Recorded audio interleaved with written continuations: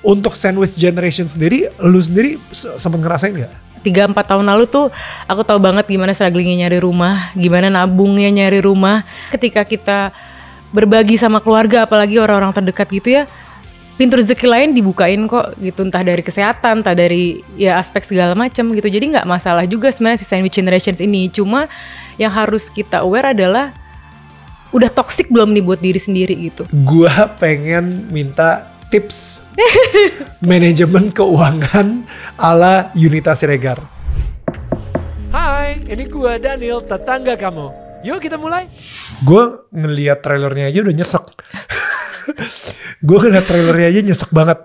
Padahal gue bukan sandwich generation dan gue sendiri juga bukan anak bungsu gitu. Tapi kayak the dysfunction ini benar-benar terjadi banget di sekitaran gue, relate banget karena banyak banget orang yang curhat sama gue dan itu ceritanya mirip banget sama si Home Sweet Loan ini. Apalagi Sabrina sutradaranya juga kayak menerjemahkannya juga epic banget sih. Kayak I cannot wait to see it, to be honest gitu.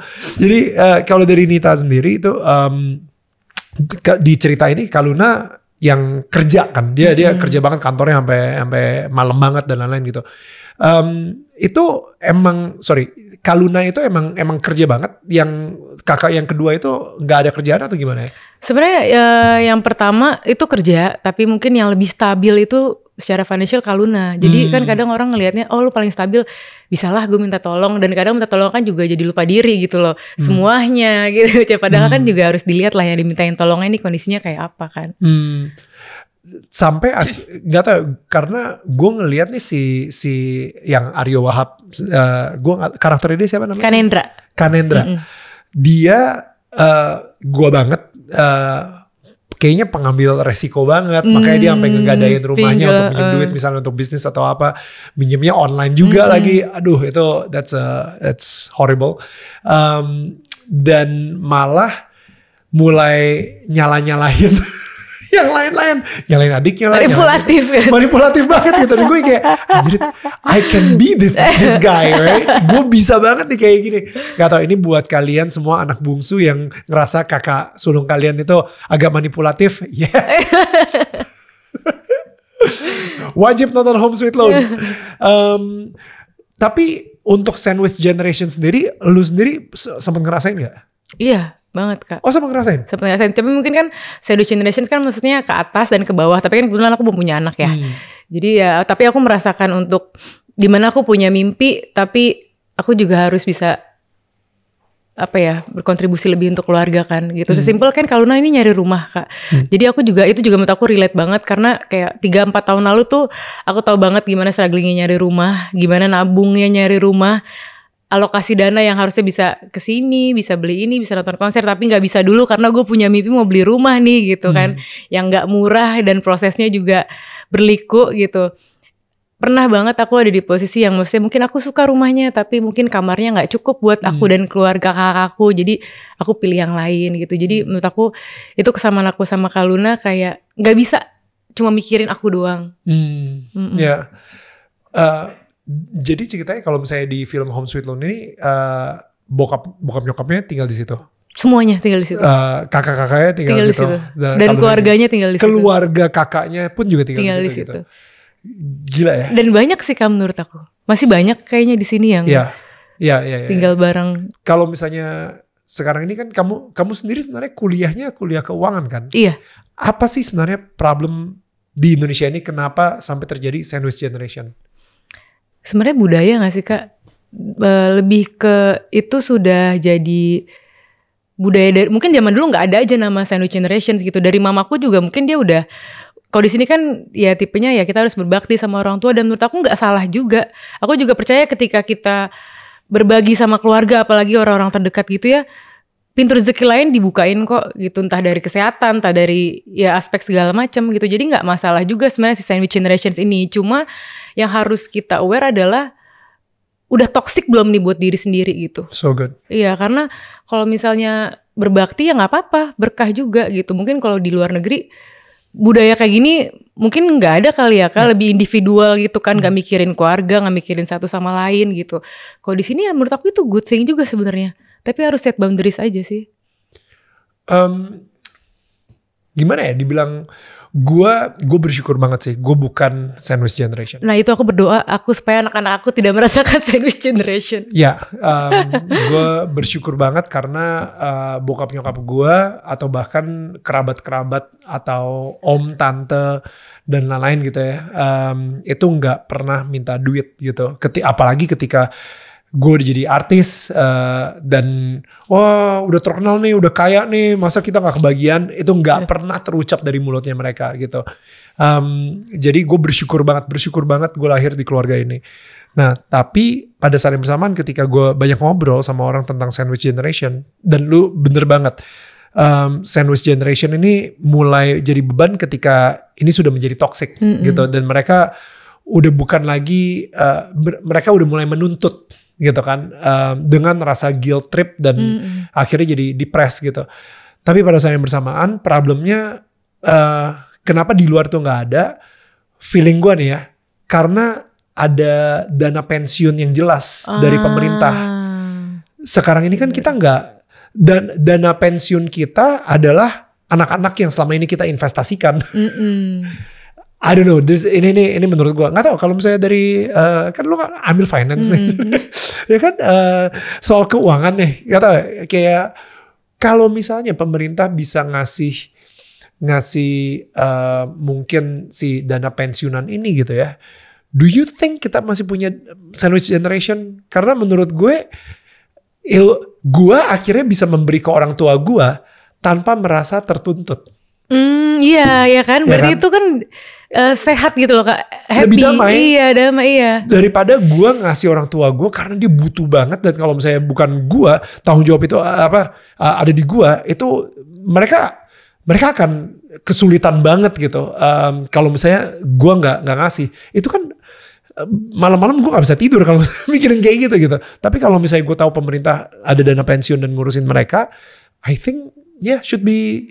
Tapi kalau kayak ini kan kita dari mereka promo kan nih Kak. Jadi kita semua di case ini mostly ya kita sandwich generation. Kayak di case-nya Derby, kadang tuh kayak nggak bisa dihindari Kak. Maksudnya kondisi itu, karena kalau Derby waktu itu kondisinya papanya meninggal. Jadi mau nggak mau dia harus take over semua tanggung jawab gitu. Tapi jadi kan kalau misalnya kondisinya kayak gitu, mungkin dana pensiun juga tidak mungkin, karena kan mungkin pada saat itu papanya Kak Derby kerjanya mungkin bukan yang untuk bisa menerima dana pensiun gitu.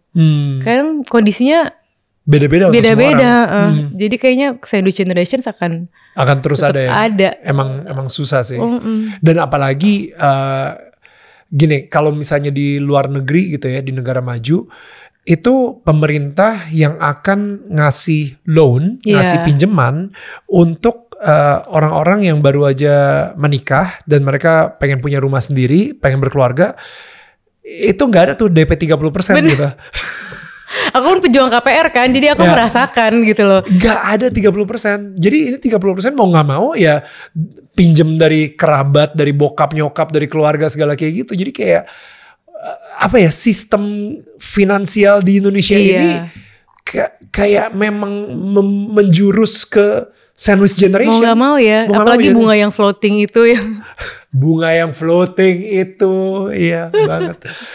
Pejuang KPR, semangat. Tapi mereka bisa dapat inspirasi gak dari si Home Sweet Loan ini? Banget. Siapa tahu endingnya dapat solusi ternyata. Karena kayak di sini kalau struggling nyari rumah, dia ngecek semua rumah. Menurut aku itu penting banget sih. Kayak kita tahu, kayak aku juga ngerasa waktu aku cari rumah, lihat airnya, lihat lingkungannya, banjir apa enggak, segala macam detail tuh banyak banget sih di film ini dikasih tahu untuk kalau yang seumuran aku gitu mau nyari rumah pertama ya. Ya. Dan enggak, tapi kalau saya di endingnya sendiri itu kayak mungkin ada tips-tips supaya dia bisa nyari rumah yang sehat, atau mungkin bisa nge-battle si sandwich generation ini. Ada.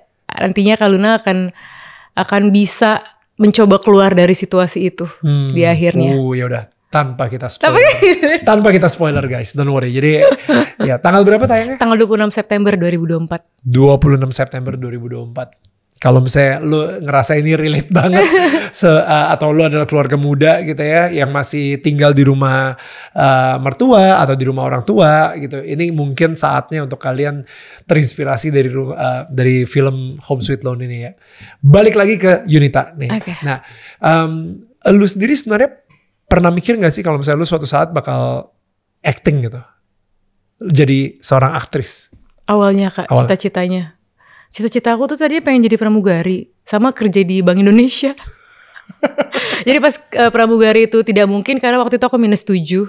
Jadi ya udah deh nggak jadi pramugari nggak apa-apa. Terus karena keluarga banyak banget yang kerjanya tuh di situ di bidang finance. Jadi kayak terus aku terinspirasi dari mamaku yang kedua tadi, tanteku.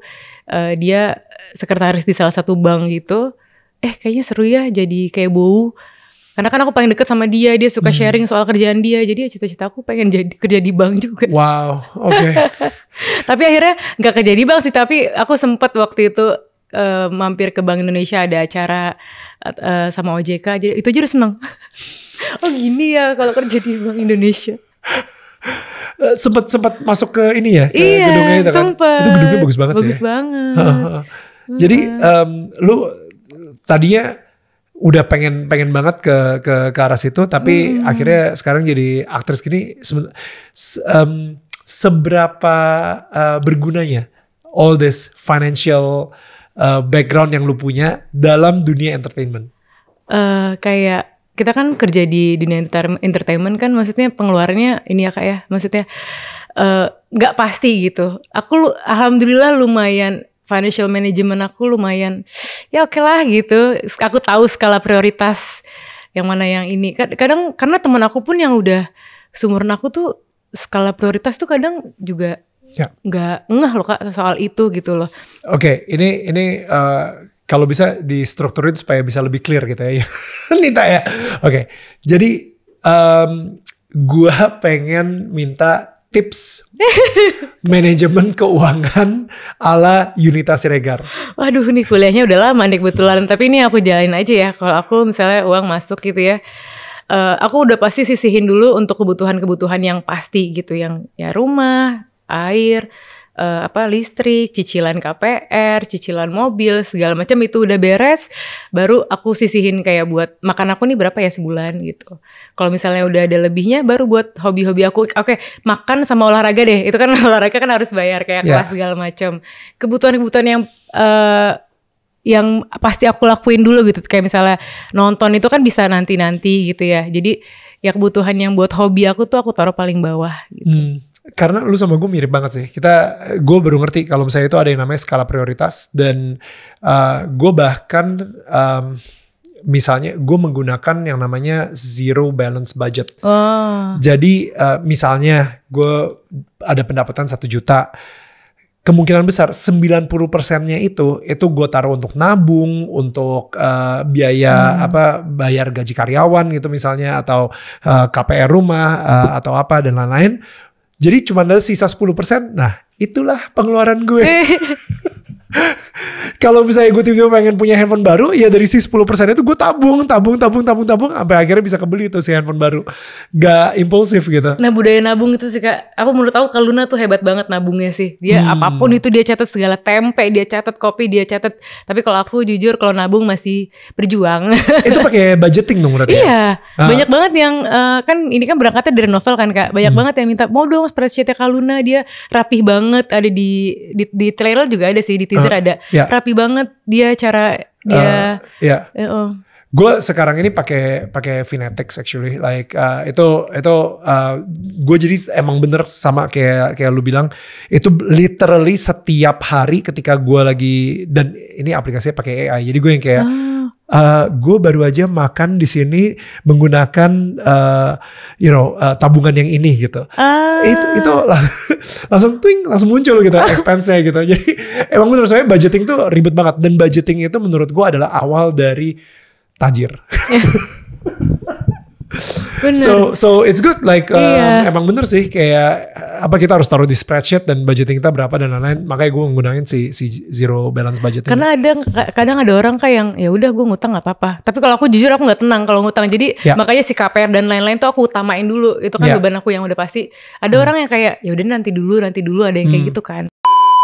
Aku sempat mikir Kak, kayak nanti gue di sana bosen dong, karena kan bolak-balik kegiatannya cuma masjid aja gitu. Aku kayak minta sama Allah gitu, kayak agak sedikit nantangin, maaf ya Allah, kayak aku bilang, ya Allah aku pengen melihat kehadiranmu di sini, menemani aku ibadah. aku pengen sholat di situ, di titik itu, Kak. Itu udah nggak mungkin, Kak. Aku udah kayak, ini sudah nggak mungkin. Tapi aku lihat di situ ada space, aku nggak mungkin. Tiba-tiba, dan waktu papa meninggal itu sempet banget. Ada fase dimana aku, jangan ditiru ya teman-teman. Aku nggak mau menghadapi pain itu. Aku lebih baik aku minum alkohol setiap hari.